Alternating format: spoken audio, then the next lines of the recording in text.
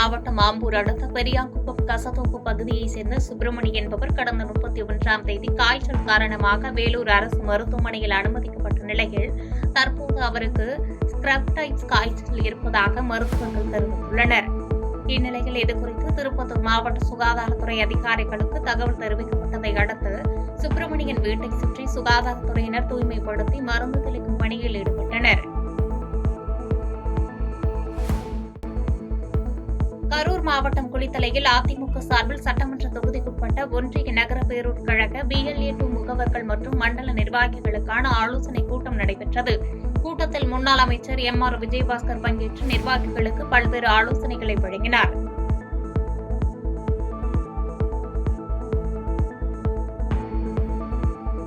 திருவண்ணாமலை வடக்கு மாவட்ட பாஜக தலைவராக கவிதா பொறுப்பேற்ற பின் வந்தவாசி அடுத்த தெல்லாறு பகுதிக்கு வருகை தந்தார்.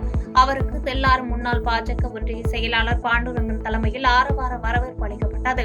அதனைத் தொடர்ந்து சாத்தன்குண்டி ஊராட்சியில் பழங்குடியின மக்களுக்காக அரசாங்கத்தால் கட்டித்தரப்பட்ட வீடுகளை பார்வையிட்டு குறைகளை கேட்டறிந்தார்.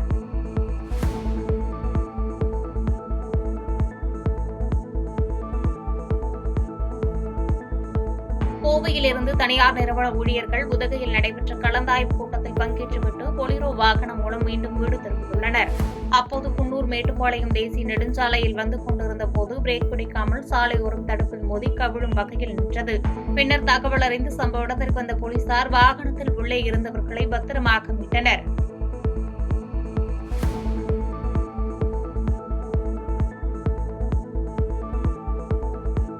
நீலகிரி மாவட்டம் குன்னூரில் தமிழ்நாடு வருவாய் கிராம ஊழியர் சங்கம் சார்பில் 5 அம்ச கோரிக்கைகளை வலியுறுத்தி வருவாய் கிராம ஊழியர்கள் குன்னூர் வருவாய் அலுவலகம் முன்பு காத்திருப்பு போராட்டத்தில் ஈடுபட்டனர். போராட்டத்தில் கிராம உதவியாளர்களுக்கு வரையறுக்கப்பட்ட காலமுறை ஊதியம் வழங்குக உள்ளிட்ட பல்வேறு கோரிக்கைகளை முன்வைத்தனர்.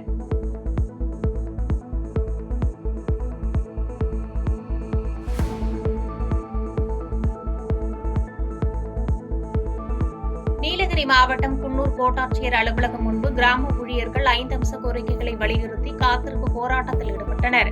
போராட்டம் நடைபெற்றுக் கொண்டிருந்த போது திடீரென காட்டெருமை புகுந்ததால் அங்கு பரபரப்பு ஏற்பட்டது.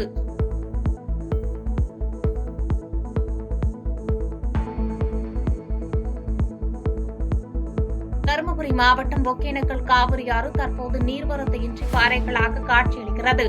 கடல் போன்று காட்சியளித்த ஒகேனக்கல் இன்று வறண்ட பாலைவனம் போன்று மாறியுள்ளதால் சுற்றுலா பயணிகளும் அங்குள்ள வியாபாரிகளும் பெரிய அளவில் பாதிப்படைந்துள்ளனர்.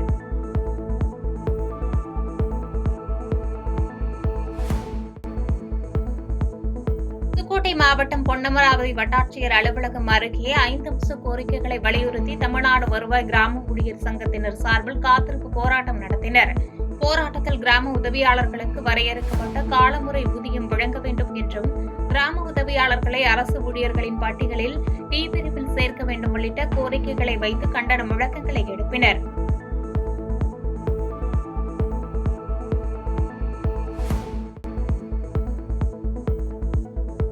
அரியலூர் மாவட்டம் ஜெயங்கொண்டத்தில் ஐக்கிய விவசாயிகள் முன்னணி சார்பில் பட்ஜெட் நகல் எரிப்பு போராட்டம் நடைபெற்றது. இந்த போராட்டத்தில் மத்திய பட்ஜெட் நகலினை எரிக்க முயன்ற விவசாயிகளுக்கும் போலீசாருக்கும் கடும் தள்ளுமுள்ளு ஏற்பட்டதால் பதற்றமான சூழல் நிலவியது.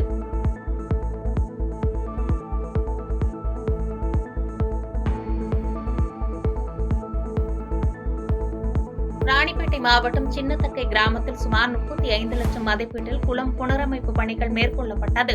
இந்நிலையில் குடியிருக்கும் பகுதியில் அமைக்கப்பட்டிருக்கும் கழிவுநீர் கால்வாய் சரியாக போடாததால் தற்போது கால்வாயில் கழிவுநீர் தேங்கி துர்நாற்றம் வீசி வருகிறது. எனவே கால்வாயில் தேங்கியிருக்கும் கழிவுநீரை அகற்ற வேண்டும் என்று பொதுமக்கள் கோரிக்கை வைத்துள்ளனர்.